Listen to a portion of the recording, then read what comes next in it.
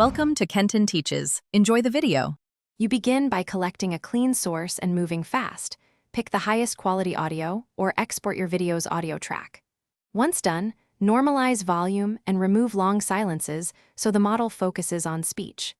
Next, open ChatGPT and ensure you choose the model or interface supporting audio uploads.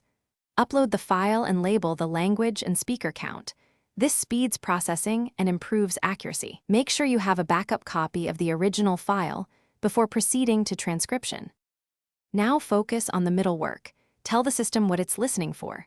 Select the primary language, note any heavy accents, and provide domain context so the model adapts vocabulary. Turn on timestamps and speaker diarization when you need precise turns and editing.